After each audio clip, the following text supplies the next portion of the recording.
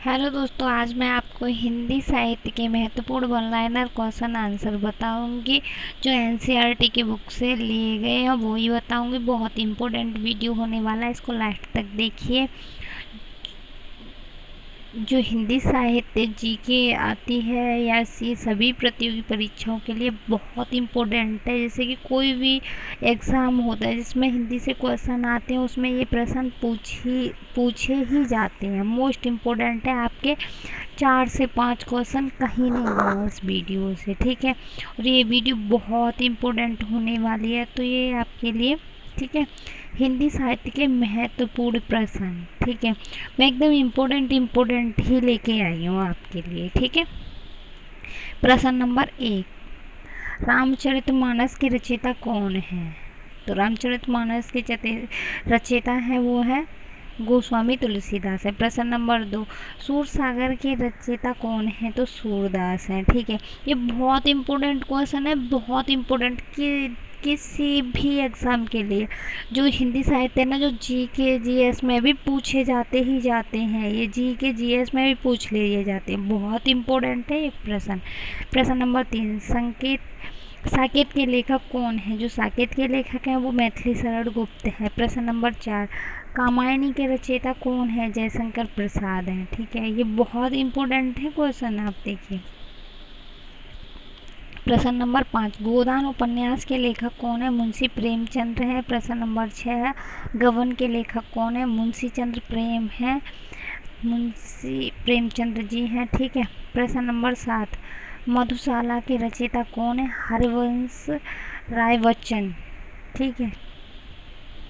ये बहुत इम्पोर्टेंट लेके आई हूँ। प्रश्न नंबर 8, यामा काव्य के रचयिता कौन है? तो इसके हैं महादेवी वर्मा, ठीक है। बहुत इम्पोर्टेंट है ये। प्रश्न नंबर 9,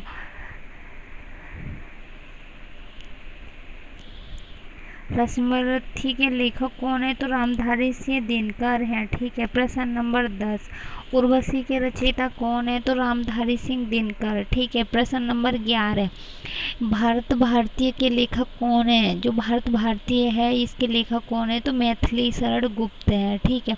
प्रश्न नंबर 12, कवितावली के रचयिता कौन है? तो कवितावली के रचयिता है हमारे तुलसीदास, ठीक है।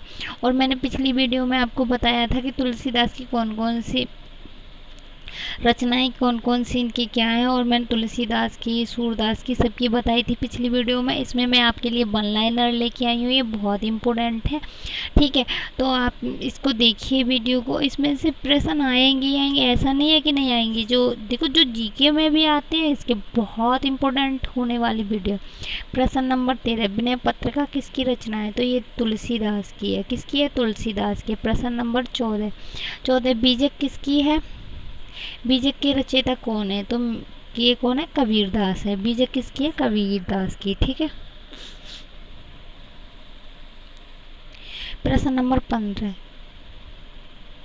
पदावत के लेखक कौन है? तो ये है मलिक मोहम्मद जायसी, ठीक है। प्रश्न नंबर 16, सूर सारावली किसकी रचना है? ये सूरदास के। सूर सारावली किसकी है? सूरदास की। ये जरूर पूछे जाने वाले प्रश्न है, ठीक है। प्रश्न नंबर 17,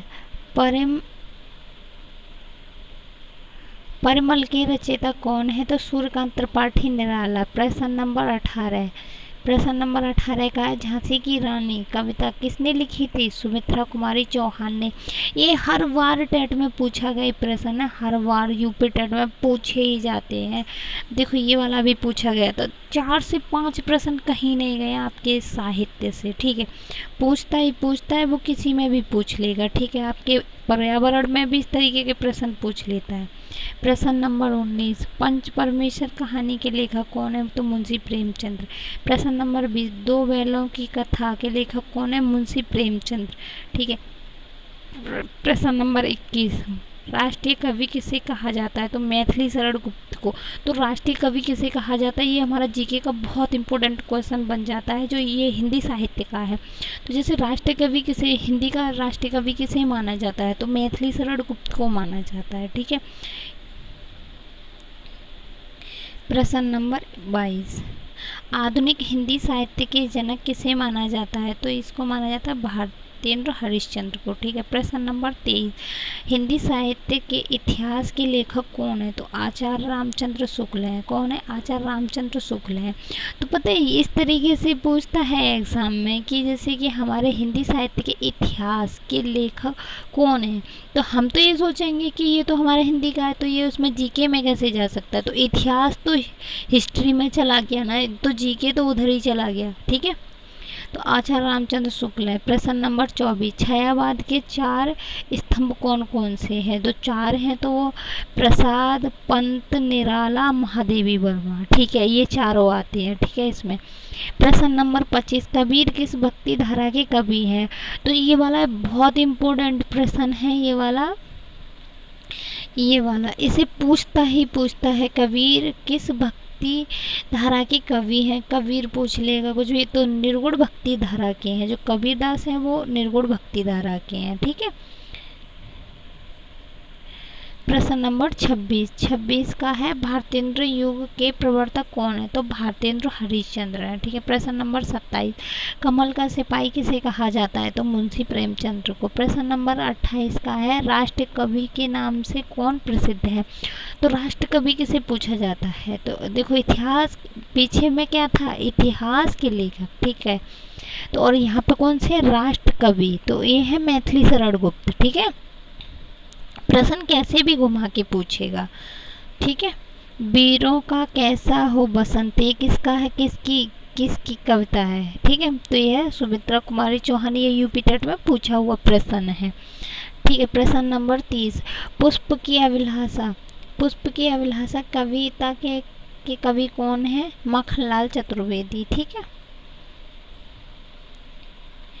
प्रश्न नंबर 31, आंसू काव्य के रचयिता कौन है? तो जयशंकर प्रसाद हैं। प्रश्न नंबर 32, पल्लव काव्य संग्रह किसका है? तो ये सुमित्रानंद पंत का है। ठीक है। प्रश्न नंबर 33 का होगा, अनामिका किसकी रचना है? तो सूर्यकांत त्रिपाठी निराला की। किसकी है? सूर्यकांत त्रिपाठी निराला की। प्रश्न नंबर 34, ठीक है, श्रृंखला की कड़ियाँ की लेखिका कौन है? तो इसकी लेखिका है महादेवी वर्मा। ठीक है।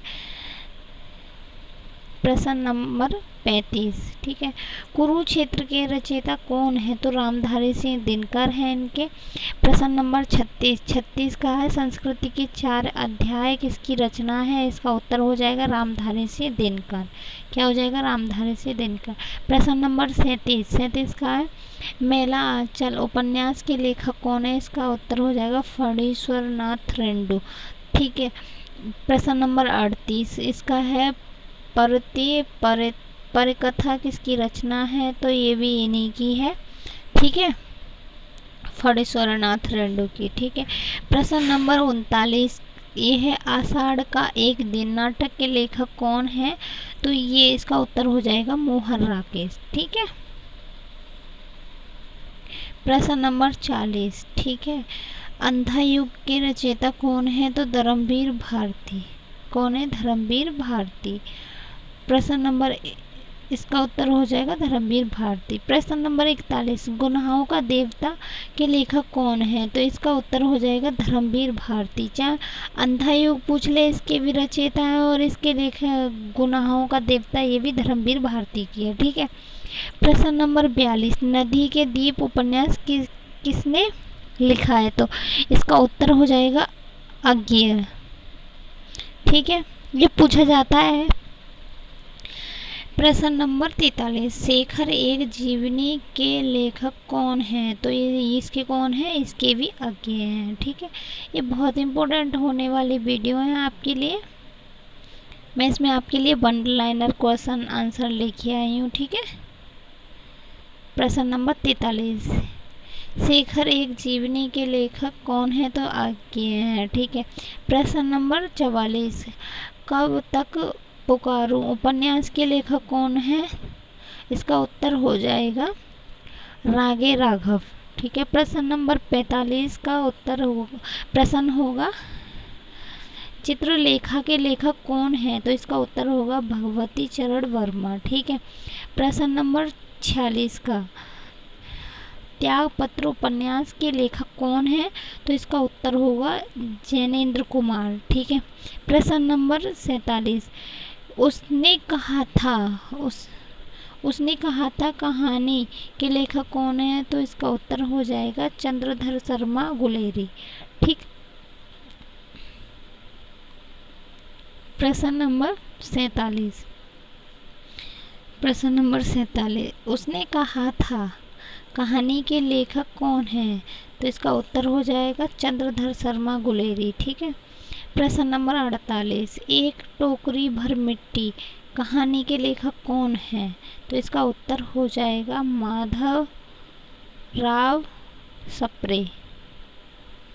प्रश्न नंबर 49, हिंदी की प्रथम कहानी कौन सी मानी जाती है? तो इसका उत्तर हो जाएगा एक टोकरी भर मिट्टी। ठीक है। हिंदी की प्रथम कहानी कौन सी मानी जाती है? तो देखो, एक टोकरी भर मिट्टी कहानी के लेखक कौन है? इनके लेखक ये हैं, और जो प्रथम कहानी है तो वो ये है। प्रश्न नंबर 50, हिंदी साहित्य के इतिहास को वैज्ञानिक रूप देने का श्रेय किसे है? जो इतिहास को वैज्ञानिक रूप किसने दिया है इसको, हिंदी साहित्य को? तो आचार्य रामचंद्र शुक्ल जी ने। चाहे इतिहास पूछ ले चाहे कुछ पूछ ले, तो आचार्य रामचंद्र शुक्ल जी से पूछता ही पूछता है। ठीक है। वो प्रश्न कैसे भी घुमा के देगा आपको। प्रश्न नंबर 51, ठीक है। तो हिंदी साहित्य का स्वर्ण युग किस काल को कहा जाता है? तो इसका उत्तर होगा भक्ति काल को कहा जाता है। ठीक है। प्रश्न नंबर 52, कबीर के गुरु कौन हैं? तो इनका उत्तर हो जाएगा रामानंद। प्रश्न नंबर 53, कबीर की भाषा क्या कहलाती है? तो इसका उत्तर हो जाएगा सधुक्कड़ी। ठीक है। कबीर की भाषा सधुक्कड़ी कहलाती है।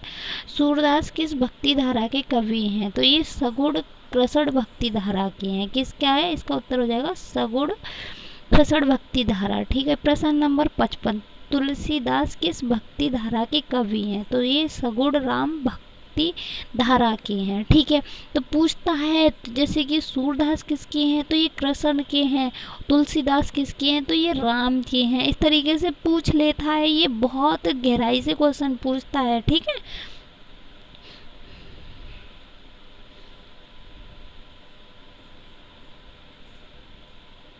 प्रश्न नंबर 56, मीरा किसकी उपासक थी? तो मीरा थी श्री कृष्ण की। ठीक है।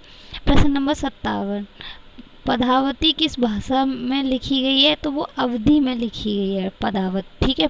प्रश्न नंबर 58, बिहारी सतसई के रचयिता कौन है? तो ये हैं बिहारी हो जाएंगे। ठीक है। प्रश्न नंबर 59, प्रश्न बिहारी सतसई में कितने दोहे हैं? तो उसके 700 हैं। अगला नंबर 60 प्रश्न में अगली वीडियो में लेके आने वाली हूँ, बहुत इंपॉर्टेंट होने वाली है ये वीडियो आपके लिए। मेरे चैनल को सब्सक्राइब कीजिए, लाइक कीजिए।